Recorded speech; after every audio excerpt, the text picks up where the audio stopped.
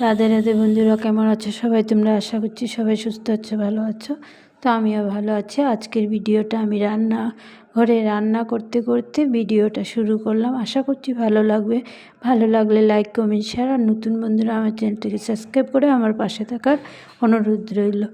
তো আজকে আমি পাঁপড়ের পকোড়া বানিয়ে রেসিপি করছি আমার ছোট ছেলের আবদারে। আমার ছেলে এইভাবে বানালে খুব ভালোবাসে খেতে। তো যেরকম আমরা বেগুনি বানাই, বেসনটাকে ভালো করে ফেটিয়ে বেগুনির যেভাবে বেগুনি বানালে যেভাবে ব্যাটার আমরা বানাই, সেইভাবে ব্যাটার বানিয়ে তারপর পাঁপড়ের পিসগুলোকে ওই বেসনের ব্যাটারে চুবিয়ে প্রথম ভেজে নিতে হবে। আমি চিকন করে পাঁপড়গুলোকে ছিঁড়ে নিয়েছি, তারপর এই বেসনের ব্যাটারে চুবিয়ে ভেজে নিচ্ছি। ভালো করে যদি ফেটানো হয় বেসনটা, তাহলে একদম বেগুনির মতন ফুলবে। আমি পাঁপড়গুলোকে ভেজে নিই, তারপর দেখাচ্ছি কিভাবে ফুলে। আমার সবগুলো ফুলে নিই। এই যে এইভাবে বেগুনি গরম ছিল তাই ধরতে পারছিলাম না ভালো করে। এভাবে পুরো বেগুনির মতন ফুলবে। তারপর আমি কিছু আলু কেটে নিয়েছিলাম লম্বা লম্বা করে, পুরনি দিয়ে দিয়েছি জিরে। তারপর আমি আলুগুলোকে দিয়ে ভালো করে নুন হলুদ দিয়ে লাল লাল করে ভেজে নেব। দিকে আলুগুলোকে ছেড়ে দিচ্ছি, তারপর নুন আর হলুদ দিব। এখানে আমার সমস্ত আলু দেওয়া হয়ে গেছে। এখন দিচ্ছি নুন, তারপর দিলাম হলুদ। একটু নাড়িয়ে চাড়িয়ে ঢেকে রাখবো।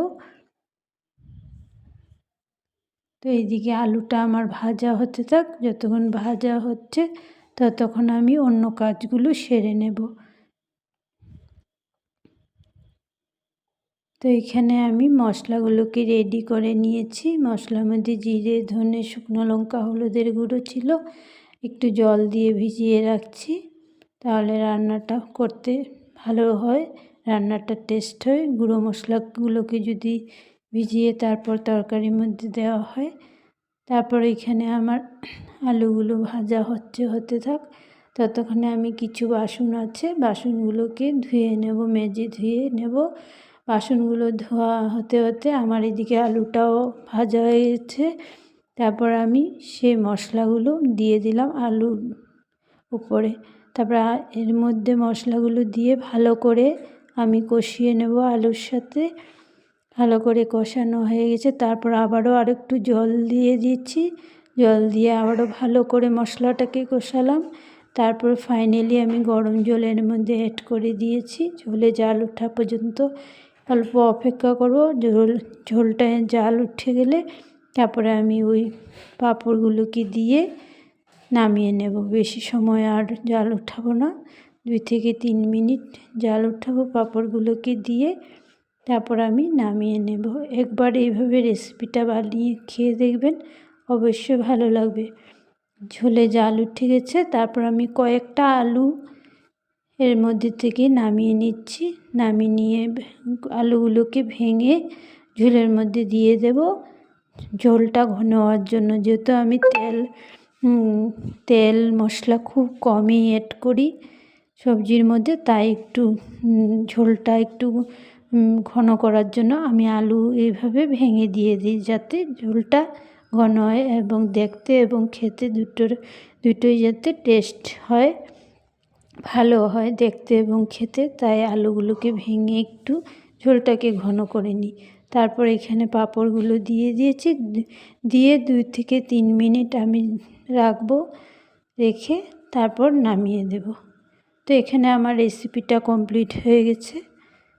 অবশ্যই কমেন্ট করে বলবেন কীরকম লেগেছে, আর একবার অবশ্যই এভাবে পাঁপড়ের তরকারিটা বানিয়ে খেয়ে দেখবেন। তো আশা করছি ভালো লাগবে।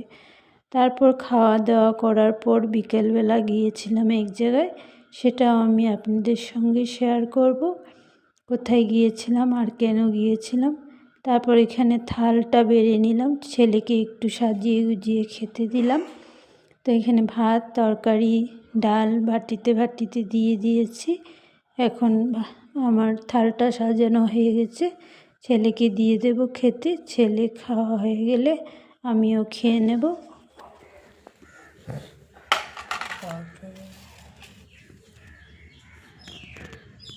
পরিবেশনটা কেমন লাগলো? তোমাকে সাজিয়ে গুছিয়ে খেতে দিয়েছি। ভালো লেগেছে? এরকম রোজ দেব তোমাকে? লাগবে না? ঠিক আছে, খেয়ে নাও।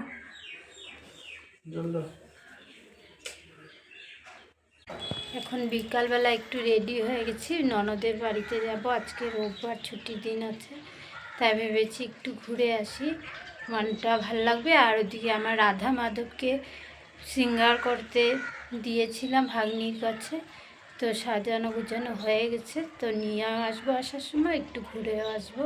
তাহলে দেখতে থাকুন। ননদের বাড়িতে ননদ ভাগ্নি পুরো নিরামিষ খায়, ইস্কনের দীক্ষিত ওরা। তো গপুকে সেবা দিয়ে ভোগ লাগিয়ে ওই প্রসাদটা পায়, তার জন্য গপুর জন্য কিছু নিয়েছি। রাজমা নিয়েছি, বাসমতি চাল, আর এই মিষ্টির দোকান থেকে অল্প মিষ্টি কিনে নিয়েছি। আমরা তো আর ভোগ লাগাবার অধিকারী না, তার জন্য ভোগ দিতে পারি না। তার জন্য মাঝে মধ্যে যখনও যাই ননদের বাড়িতে গপুর জন্য কিছু নিয়ে যাই।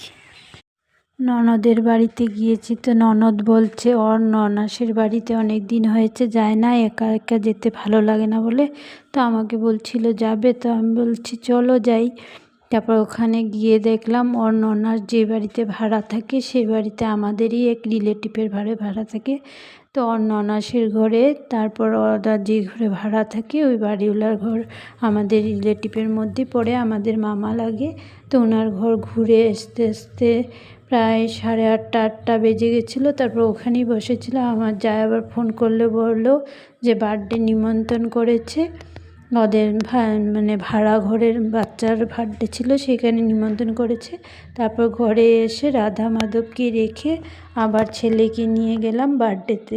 আর এখানে আমি কথা বলছি না, তার কারণ এই যে পাশের বাড়িতে বিয়ে বাজনা বাজছিল, খুব সাউন্ড এসেছিলো গানের, তাই। তারপরে চলে গেছি বার্থডে খেতে। তো এখানে গিয়ে দেখি দুইজনের একসাথে বার্থডে।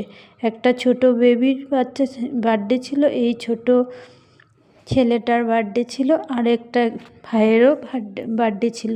তো আপনারা দেখতে থাকুন। আগে এই বাবু সোনাটা কেক কাটবে, ওকে সবাই আশীর্বাদ করলো, তারপর কেক কাটবে, তারপর ওই ভাইটাও কাটবে, সবাই আশীর্বাদ করবে ওকে, তারপরে কাটবে। আর পাশে যে বাচ্চাটা দাঁড়িয়ে আছে, বাচ্চা মেয়েটা, ও খুব এনজয় করছে, গান বাজছিল হ্যাপি বার্থডে টু ইউ বলে গানটা, আর ও গান গাচ্ছে আর নাচছে, খুব এনজয় করছিল। তো এখানে ওকে প্রথমে সবাই ধান দুব্য দিয়ে আশীর্বাদ করে নিয়েছে, তারপর ও কেক কাটছে। আবার এত ছোট কিন্তু ও ফুর্তি করতে অনেক ভালোবাসে। সবাইকে কেকের ক্রিম সবাইকে লাগিয়েছে, যারা ওর সমবয়সী অনেক বাচ্চা এসেছিল, তাদের সঙ্গে খুব মজা করলো। এখানে নিয়ে যাচ্ছে, কেক খাওয়াবে, সাথে কেকও ক্রিমও লাগিয়ে দিয়েছে। ওর মুখে লাগাতে পারিনি, তো মাথার মধ্যে পুরো লাগিয়ে দিয়েছিল। তো খুবই ভালো লেগেছে ওখানে গিয়ে। যেদিন আর কি ঘুরতে যাই, মানে একসাথে 2-3 জায়গা ঘোরা হয়ে যায়। আর যেদিন মানে যাই না, ঘরে একদম চুপচাপ উদাস মনে বসে থাকতে হয়। কোনো দিন ভাবি কেউ যদি বলতো কোনো জায়গায় ঘুরতে যেতে, একটু ঘুরে আসতাম, ভালো লাগতো মনটা, কিন্তু কেউই বলে না, তার জন্য ঘরে বসেই থাকি। আর আজকে গেছিলাম ননদের বাড়িতে, ননদের বাড়ির থেকে আরও 2 বাড়ি ঘুরলাম। 2 বাড়ি ঘুরে আবার এখানে বার্থডেতে আসলাম, মানে ঘোরা একসাথে 4-5 জায়গা 3-4 জায়গা ঘোরা হয়ে গেল। এই যে এই ভাইটারও বার্থডে ছিল, তো দুইজনের বার্থডে একসাথেই সেলিব্রেশন করা হয়েছে। তো এখানে এখন ফটোশ্যুট চলছে, সবাই মিলে ফটো তুলছে। তারপরে ওকেও সবাই আশীর্বাদ করলো। তারপর বার্থডের কেক টেক কাটা হয়ে যাওয়ার পর খেয়ে দিয়ে আমি বাড়িতে চলে আসলাম, কারণ আমাদের আবার যেই বাড়িতে ভাড়া থাকি ওই বাড়িতে 10টা 10:30টার মধ্যে গেটে তালা দিয়ে দেয়। তালা দিলে আবার প্রবলেম হয়, ডাকো, ওরা উঠবে, ঘর থেকে বেরোবে, তালা খুলবে, তো আমার আর এইসব ভালো লাগে না। আমি চাই যে বাড়িতে তালা মারার আগে আগে আমি যেখানেও থাকি এসে যেতে চাই আর কি। তাই আর কেক কাটা হয়ে যাওয়ার পর বসতে বলল, তো আমি আর না করিনি। যখন বসতে বলেছে খেতে, তো আমি বসে পড়লাম, আর না করিনি, কারণ আমার তাড়াতাড়ি আসতে লাগবে ঘরে, তার জন্য আমি না করিনি, খেতে বসে পড়েছিলাম। এখানে ভালোই লেগেছিলো, সেদিন দিনটা খুব ভালো কেটেছে। বিকাল থেকে যেখানে গিয়েছিলাম মামার বাড়িতে, সেখানেও মামার মেয়ে ছিল একটা, খুব মানে ভালোভাবে ওদের ঘরেও এনজয় করেছি, খুব কথাবার্তা খুব ভালো লেগেছে ওদের। তো এখানে আমি খেতে বসে পড়েছি। আমি একা বসবো বলে আমাদের পুচকিকেও নিয়ে বসেছিলাম। আমাদের পুচকি, আমি আর আমার ছেলে আর একজন বসে, অনেকজনই বসেছিল, ওদেরকে আমি চিনি না, মানে আমাদের মধ্যে আমরা কয়েকজনই বসেছিলাম। আর মেনুতে ছিল ডাল, চানার ডাল, তারপর মিষ্টি কুমড়োর ভাজা বেসন দিয়ে, স্যালাড, চিলি পনির, চিকেন, আর শেষ পাতে ছিল পায়েস আর মিষ্টি। সেই দিয়ে খেয়েছি। রান্নাগুলো খুবই টেস্ট হয়েছিল। ওরা বাড়ির লোকরা সবাই মিলে বানিয়েছিল। তারপরে একটু পান মুখে দিয়ে ঘরে চলে আসলাম। তো এই খুশিতে আমাদের এখানে সবাই বম ফুটাচ্ছে, কেউ শঙ্খ বাজাচ্ছে, কেউ কাশি বাজাচ্ছে, বাজিয়ে আনন্দ উপভোগ করছে। তারপর কোথায় কোথায় এগুলোকে কী বলে জানি, ওই যে পর্দার মধ্যে যে খেলা দেখে, গ্রিন স্ক্রিন, প্রজেক্টর না কি বলে, আমিও ভালো করে বলতে পারি না। সব জায়গাতে জায়গাতে এরকম প্রজেক্টর লাগিয়ে খেলা দেখেছে, খেলা শেষ হয়ে গেছে এখন। তো সবাই মিলে এক জায়গাতে আনন্দ ফুর্তি করে ক্রিকেট খেলা দেখলো, এখন জিতে গেছে, সবাই মিলে আনন্দ করছে। তো সবাইরই আনন্দ লাগে যদি ইন্ডিয়া জিতে, তো আমাদেরও খুব আনন্দ লাগছে। তো কার কার এখানে কীরকমভাবে আপনারা ইন্ডিয়া জেতাটা সেলিব্রেট করেছেন অবশ্য কমেন্ট করে বলবেন। রাধে রাধে, গুড নাইট সবাইকে।